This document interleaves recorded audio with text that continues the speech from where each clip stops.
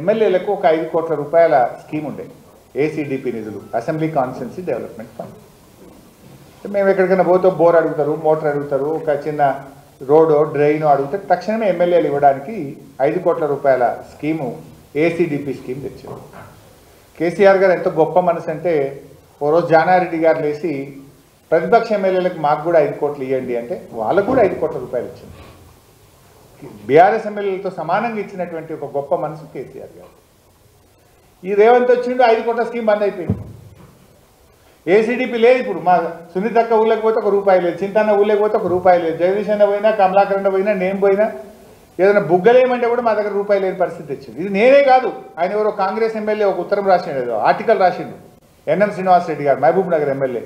మేము సావులకు తిరుగుడు, పెళ్లిళ్ళకి తిరుగుడు తప్ప ఎమ్మెల్యేలు ఒక్క రూపాయి లేదు, మా పని ఉత్తరే అయిపోయింది అని కాంగ్రెస్ ఎమ్మెల్యేనే ఉత్తరం రాసిండు, ఆర్టికల్ రాసినట్టున్నారు, పేపర్లు వచ్చింది.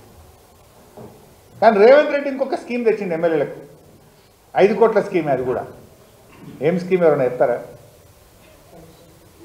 Commission scheme. మా అక్క చెప్పింది కమిషన్ స్కీమ్ తెచ్చింది. ఏంటిది తెలుసా? ప్రతి MLA, Congress MLA, not BRS MLA, ప్రతిపక్ష ఎమ్మెల్యేలకు లేదు, 5 కోట్ల బిల్లులు తెచ్చుకోవాలి నెలకు, 5 కోట్లు క్లియర్, మీరు కమిషన్ కొట్టుకోరు. మేము పెద్ద పెద్ద మేము కొట్టుకుంటాం, చిన్న చిన్నవి మీరు కొట్టుకోరు. పర్సెంటేజ్లు ఇలా ఎమ్మెల్యేలకు 5 కోట్ల రూపాయల స్కీమ్ తెచ్చింది. ఏంటంటే ఈ రాష్ట్రంలో ఎవరైనా 5 కోట్ల బిల్లులే నీకు, మేము బిల్లులు క్లియర్ చేస్తాం, నీ కమిషన్ నువ్వు చూసుకో, పెద్దవి మేము చిన్నవి మీరు. ఇగో ఈ స్కీమ్ వచ్చిందబ్బా రాష్ట్రం. ఏసీడీపీ పోయింది, 5 కోట్ల పర్సెంటేజ్ స్కీమ్ అయితే వచ్చింది. ఇది చాలా దురదృష్టకరం, విచారకరం.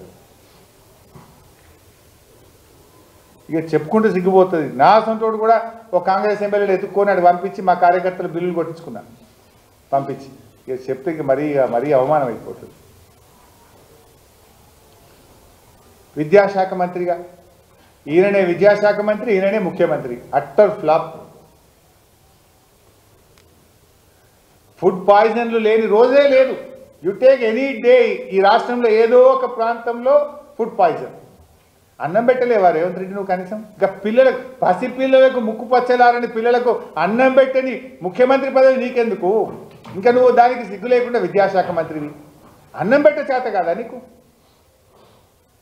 నీ పాలనలో ప్రభుత్వ పాఠశాలల్లో ఈ విద్యా సంవత్సరం 67,000 మంది పిల్లలు తగ్గిండ్రు.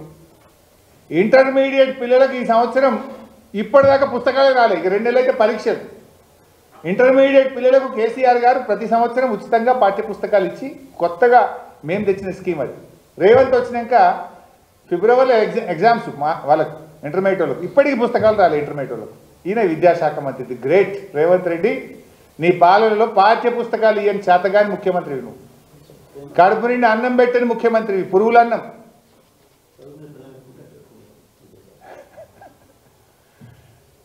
అంటే ప్రచారం ఘనం, ఆచరణ శూన్యం. ఏమంటాడు? Integrated schools. 200 కోట్లతో స్కూల్ కడుతున్నా. ఒక్క స్కూల్కి అయినా ఇటుక పెట్టినారేనా? ఒక్క స్కూల్ కట్టినా 2 నెలల? ఒక్క ఇంటిగ్రేటెడ్ స్కూల్ ఈ రాష్ట్రంలో ఈ 2 సంవత్సరాల్లో ఎక్కడైనా కట్టిండ్రా? దాంట్లో పెద్ద స్కామ్ ఉన్నది, తొందరలో అది కూడా బయట పెట్టారు ఎవరాలతో. ఒక్క ఇంటిగ్రేటెడ్ స్కూల్ ఎక్కడైనా కట్టిండ్రా? కట్టి చూపి. అంటే ఇలా పూర్తిగా విద్య, చివరికి విద్య ఎంత దూరం పోయిందంటే, హెల్త్ యూనివర్సిటీలో మనం చూసినాం కదా, మార్కులు వేయడానికి పైసలు తీసుకోవాలి, మార్కులు వేసే కాడికి వచ్చింది. నీ పాలనలో విద్య నీకు అసలు తేడానే తెలియదు. జడ్చర్లో పోతావు, ఐటీఐని పట్టుకొని ఐఐటి అంటావు. బాసర పోతావు, IIITని పట్టుకొని ఐటీఐ అంటావు. ఐటీఐకి, ఐటీఐకి తేడా తెలియదు. ముఖ్యమంత్రి దొరికినావు మాకు. నువ్వు అంత ఆగమాగం. నువ్వు ఏడేం మాట్లాడుతావు తెలియదు. మహిళలకు మోసం. అసలు నువ్వు ఆడబిడ్డల్ని మోసం చేసిన ప్రభుత్వం ఎవరైనా ముంగట పడుతుందా?